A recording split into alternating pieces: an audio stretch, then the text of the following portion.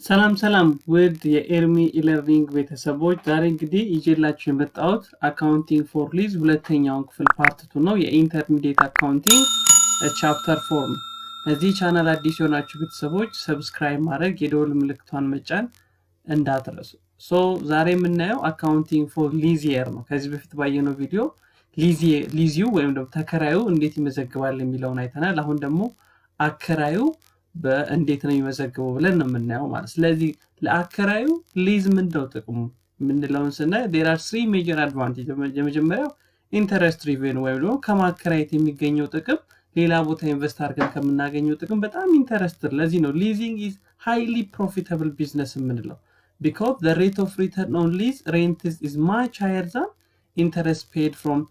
the asset which is finance። በተለያየ በብድር ወይ በተለያየ ቦታ ለሰው ከምናበድረው ወይም ደግሞ ስቶክ ወይም አክሲዮን ከምንገዛ ይልቅ ወይ ቦንድ ከምንገዛ ይልቅ እንደዚህ አይነት ሬንታል የሆኑ ነገሮች ላይ ኢንቨስት አድርገን ከዛ የሚገኘው ገንዘብ ኢንተረስቱ ከሌሎች ጋር ስናነጻጽረው ከፍተኛ ነው። ስለዚህ ሊዝ ኢየር አንድ በዚህ ይጠቀም። ሌላኛው ታክስ ኢንሴንቲቭ ነው which is ታክስ ኢንሴንቲቭ የምንለው በተለይ ኦፕሬቲንግ ሊዝ ከሆነ ያከራየነው ንብረት ራሱ ዲፕሪሺየትድ በማድረግ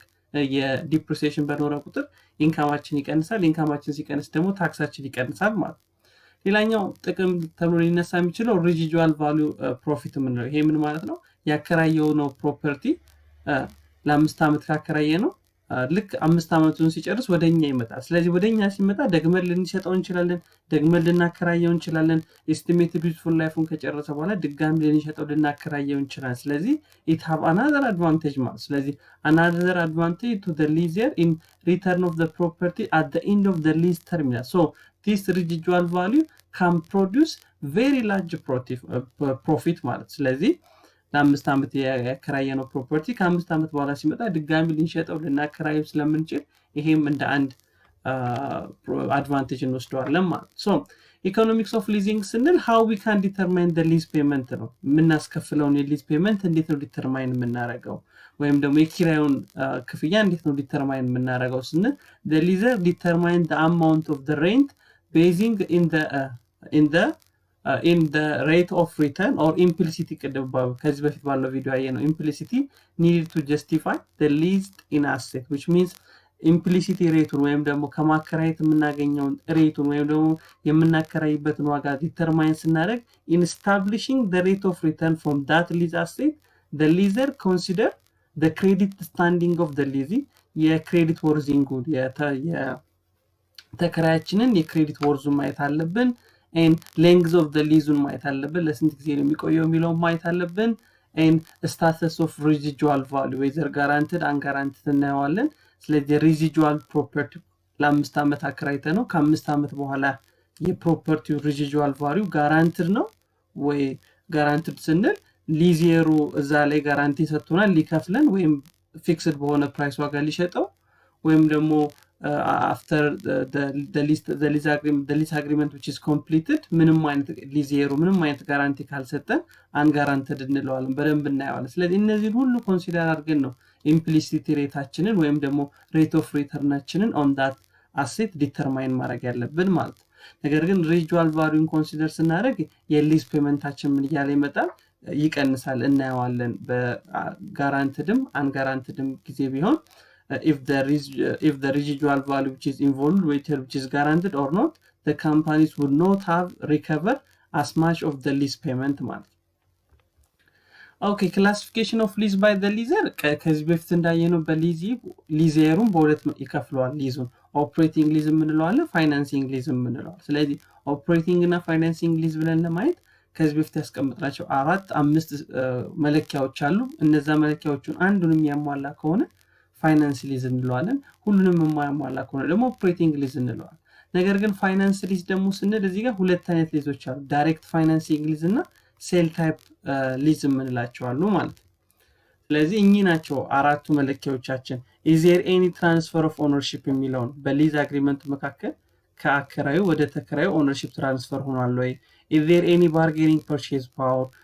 option or is there any term of major part of economic life or is there the present value of the payment which is substantially all of the fair value ከነዚህ ከአራት ውስጥ አንዱ yes የሚሆን ከሆነ ፋይናንስ ሊዝ ይሆናል ሁሉም ነው የሚሆን ከሆነ ኦፕሬቲንግ ሊዝ ይሆናል ማለት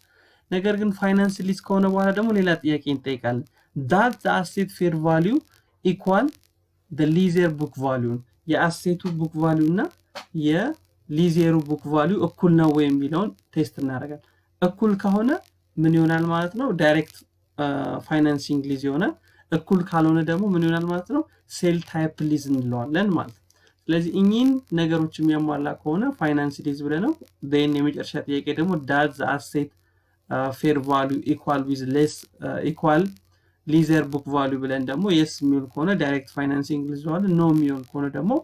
ሴል ታይፕ ሊዝ እንለዋለን ነገር ግን በሴል ታይፕ ሊዝ እና በዳይሬክት ፋይናንሲንግ ሊዝ መካከል ያለው አንድ ልዩነት ምንድነው ሴል ታይፕ ሊዝ ከሆነ a profit or lease ከፕሮፊቱ ከሊዙ የሚገኘው ፕሮፊት which is recognized at the time of the lease ነው ሊዙን በመናረግበት ጊዜ ወይም ደግሞ በመናከራይበት ጊዜ ፕሮፐርቲውን በዛው ሰዓት ፕሮፊት እና ሎሳችንን ሪኮግናይዝ የምናረግ ከሆነ ሴል ታይፕ ሊዝ እንለዋለን the profit or loss of the leaser evidenced by the difference between the fair value of the lease property at inception of the lease and the leaser cost or carrying value or book value ስለዚህ profit and loss እንዴት ነው ዲተርማይን የምናደርገው present value ከbook value ጋር ባከራየንበት ወቅት ያለው fair value እና book value በማነጻጸር ነው ማለት direct financing lease የምንለው ግን ቅድም እንዳልነው ነው book value ከምኑ ጋር እኩል ሲሆን ቀጥታ ከፌር ቫልዩ ጋር እኩል ሆኖ and ፕሮፊቱ ደግሞ ምን ከሆነ ፕሮፊቱን ሪኮግናይዝ አናደርገውም at the time of the lease ፕሮፊቱን ሪኮግናይዝ አናደርገው ነገር ግን ዲፈር እናደርገዋለን which is direct financing lease should differ a sale of profit and initial costs both which is include on net investment of the lease ስለዚህ ሊዝ ባረግንበት ወቅት ያለው ባለበት ሰዓት ፕሮፊት እና ሎስ ብለን አንመዘግብም ነገር ግን በሊዙ አግሪመንት ለ5 አመት የሚቆይ ከሆነ ትርፋችንን በዛው ልክ ዲፈር ያደርግነው እንሄዳለን ማለት ነው just like amortization እየሰራን ነው ሪኮግናይዝ የምናደርገው እናየዋለን ስለዚህ ሊዜሩም እንደ ሊዚው አከራዩም እንደ ተከራዩ ኦፕሬቲንግ ሊዝ ኖሮ ይችላል ፋይናንሲንግ ሊዝ ኖሮ ይችላል ፋይናንሲንግ ውስጥ ግን ሊዘር ከሆነ ወይዘር ሴል ታይፕ ሊዝ ሊሆን ይችላል ወይዘር ዳይሬክት ፋይናንሲንግ ሊዝ ሊሆን ይችላል ማለት so the lease receivable ለፋይናንሲንግ ሊዝ የሚሆን ከሆነ ምን መሆን አለበት ፋይናንሲንግ ሊክ ወይም ደግሞ ሴል ታይፕ ኦፍ ሊዝ የሚሆን ከሆነ ባይ ዲፎልት ምን ይሆናል ማለት ነው ኢንስቴድ ኦፍ ሊዝድ አሴት ሊዝድ ሪሲቨብል ነው የምንለው ምክንያቱም ሊዝድ አሴቱ የማን ነው የሊዜሩ ነው ልክኛ አሴታችንን ሰተን በክፍያው በምን ልክ ስንስማማ ምንድነው የምናደርገው ዴቢት ላይ ሊዝ ሪሲቨብል ክሬዲት ዴቢት እናደርጋለን ክሬዲት ላይ ደግሞ ኢኩዊፕመንቱን ያከራየውን ኢኩዊፕመንት ነው ክሬዲት የምናደርገው ማለት ነገር ግን ይሄ ሊዝ ሪሲቨብል ዲተርማይን ስናደርግ ኮንሲደር ማድረግ ያለብን ነገር አለ the first one present value of a minimum lease payment እንደ ሊዚው ባለፈው ቪዲዮ ላይ እንዳየነው present value of a minimum lease payment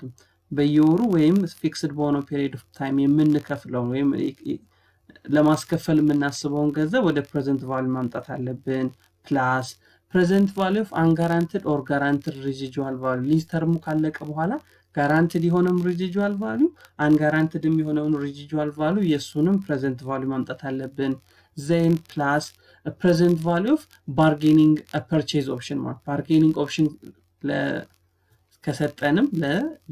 ለሊዚዮሮቻችን ወይም ለተካሪዎቻችን bargaining purchase option ከሰጠንም የሱን present value በማምጣት የሶስቱንም present value በመደመር ሊዝ ሪሲቨብላችንን እናገኛለን ማለት ለምሳሌ ከዚህ በፊት ያየነውን ኤግዛምፕል አሁን ደግሞ በአከራዩ ሳይድ ሆነን እንየው በሊዚ አካውንቲንግ ፎር ሊዝ ባየነው ላይ በመጀመሪያው ቪዲዮ ተከራዩ ብለን ነበር እየሰራን አሁን ደግሞ አከራዩ CNH ቢሆንስ የሚመዘግበው የሚለውን ይሄን ሁሉ ኤግዛምፕል በዛ በፈርስት ቪዲዮ ላይ ተነው the term of lease 5 year ነው ጃንዋሪ 1 ይጀምራል 2015 non cancelable ነው and require payment equal payment at the beginning of the year always አመቱ ይጀምር ምን ያክል ለማስከፈል ነው ያሰብነው አሁን በተከራይ ሳይድ በአከራይ ሳይድ ስለሆነ የምናየው 25981 ብር ከ62 always በየአመቱ መጀመሪያ ልንቀበል አስበናል ከዚህ ውስጥ ግን ምንን ያካትታል ይሄ ከ25000 ውስጥ payments include 2000 of which is property tax ማለት property taxን ያካትታል and equipment ያከራየነው ሎደር ኮስቱ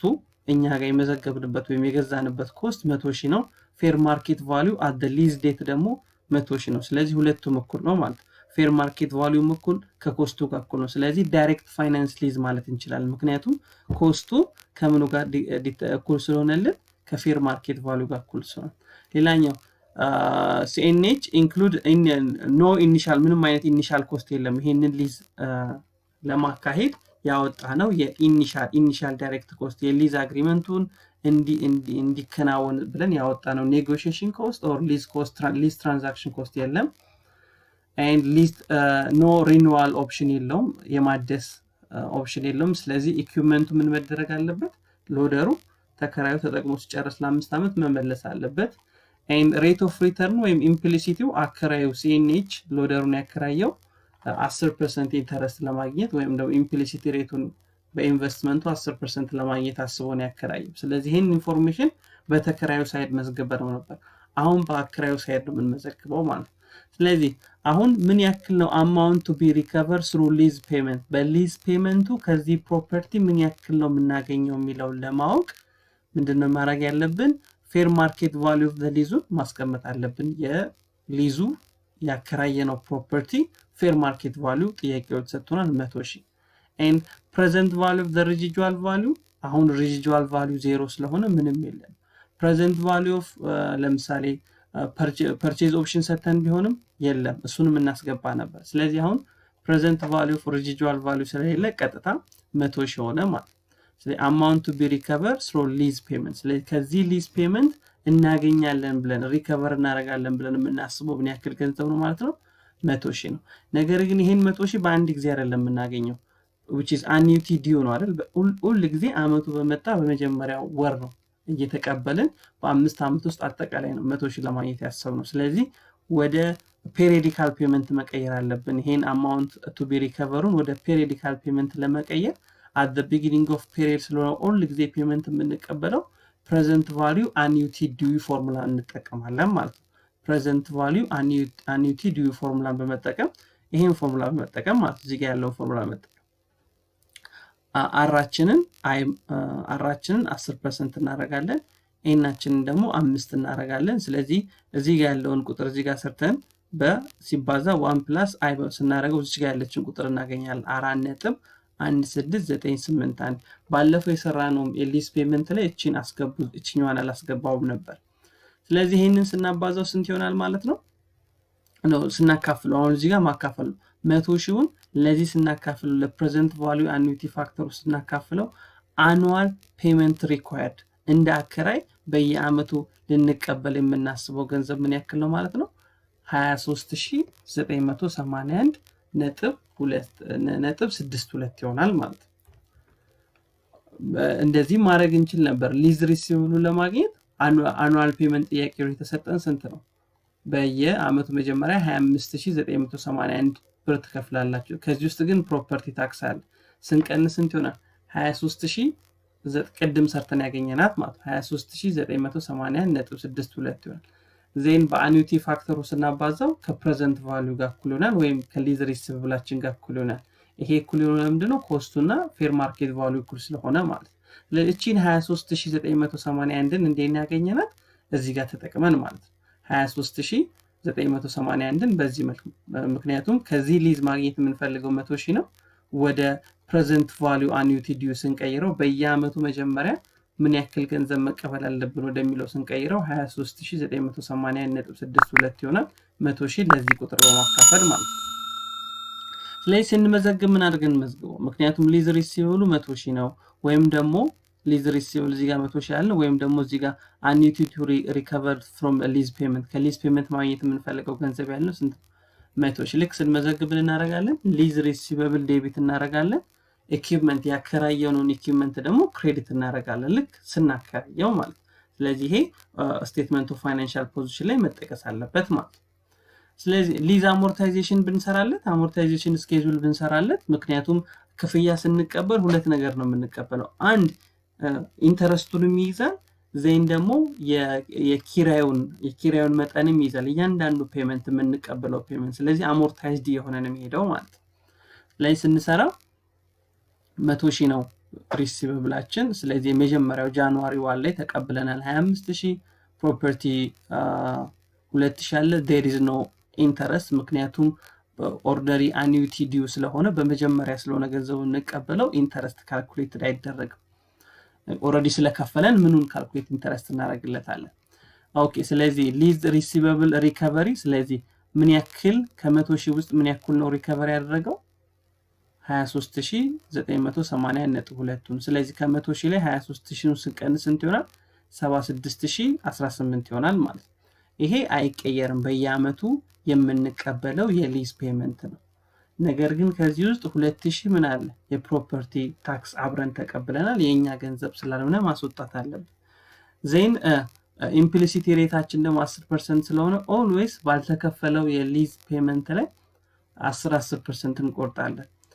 ስለዚህ የዚህ 76018 10% የ59638 10% የ41600 10% ያረጋግን መጣል ዜን እዚህ ጋር የምናያቸው ቁጥሮች ደግሞ ከየት ነው የምናገኛቸው እኚህን ሁለቱን ከዚህኛው በመቀነስ ለምሳሌ 25980.62 ሲቀነስ 2000 ሲቀነስ 7601.8.4 ስንት ይሆናል 16379.78 ይሆናል ከ76000 ላይ ደግሞ 16379.8 ስንቀንስ ስንት ይሆናል 59600 እንዲያለ አሞርታይዝድ ይያለ ይሄዳል ማለት ነው ስለዚህ የቀነስ ነው ያለንን ሪሲቨብል በተቀበልን ቁጥር half ወደ ኢንተረስት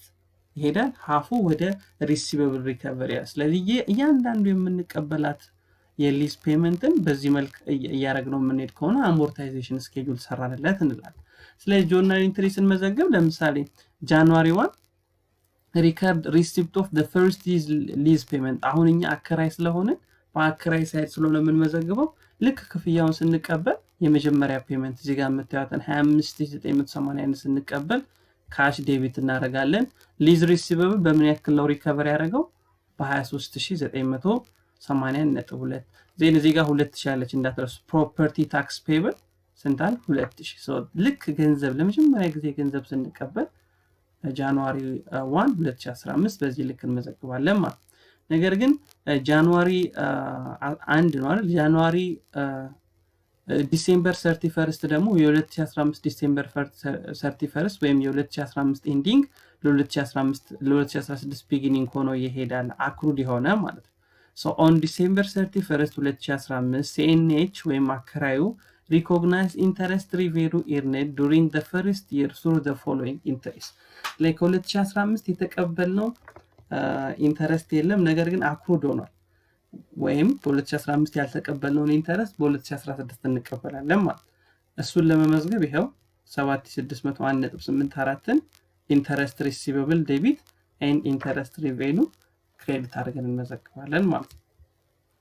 ስለዚህ ከዚህ ውስጥ ከረንት ሪሲቨብል ይኖርናል and non current receivable ይሆናል just like ሊዝ ላይ እንዳየነው ማለት ሊዝ ላይ እንዳየነው ስለዚህ at December 31 2015 CNH report the lease receivable it is the statement of financial position among the current asset and non current asset ሁለቱንም ነው የምንመዘግበው ስለዚህ non current asset የምንለው ሊዝ አማውንት ገና ያልተከፈለው ሪከቨርድ ያልሆነው የሊዙን አማውንት non current asset ብለን ኢንቨስትመንት ላይ እንመዘግበዋለን and accrued የሆነውንና ኢንተረስት ሪከቨርድ ያደረግነውን ደግሞ ምን ብለን መዘግበዋለን current asset ብለን ለምሳሌ እዚህ ጋር የምናየው ማለት እዚህ ጋር የምናየው ቅርታ እዚህ ጋር የምናየው ነው ለምሳሌ ይሄው እዚህ ጋር ይሄ 7601 አለ እዚህ ጋር ዜን 16379.78 አለ ስለዚህ እዚህ ጋር ደግሞ 59638 ስለዚህ always በዚህ በኩል ያለው የሊዝ ሪሲቨብል which non current asset ውስጥ ነው የምንከተው ሁለቱን ደግሞ ምንድነው የምንላቸው current asset ውስጥ ነው እንደ አከራይ የመዘገብን ስለሆነ እንደ ተከራይ ቢሆን current liability እና long term liability ብለን ባለፈው ቪዲዮ ላይ ተናል Okay, the following entry recap for the receipt of the second year lease payment. ልክ ደግሞ የ2016 መጀመሪያ ላይ ደግሞ ድጋሚ ጃንዋሪ 1 የሊዝ ክፍያውን ስንቀበል ደግሞ ምን አድርገን መዘግባለን ካሽ always 25981 ነው ሊዝ ሪሲቨብል ይሄው እዚህ ጋር የምናየው ሪከቨረብል አማውንቱ ነው ያገኘነው ከ25000 ላይ 2000 እና 7000 ስንቀንስ 16379.8 ይሆናል 7601 እንደኛ ያገኘነው 7618ን በ10% በማባዛት ማለት ነው ዜን ኢንተረስት ሪሲቨብል ይሄው እዚህ ጋር የምናገኛትም በዚህ ልክ እንመዘግበዋለን ፕሮፐርቲውንም መርሳት የለብንም የፕሮፐርቲ ታክስ ተቀበልነው ማለት ነው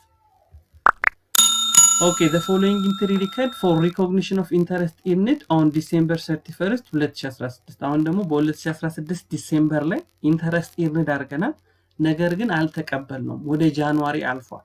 ስለዚህ ያልተቀበልነውን earned ያደረግነው ነገር ግን ያልተቀበልነውን accrued interest የ2016ቱ ኢንተረስት ወዴት አልፏል ወደ 2017 አልፏል እሱን ደግሞ ለመመዝገብ ይሄው በዚህ መልክ interest receivable debit and interest revenue credit እቺን amount ማለት ነው then እንዲ ያለ ለ5 አመት ያክል ይቀጥላል ማለት ነው ስንመዘግብ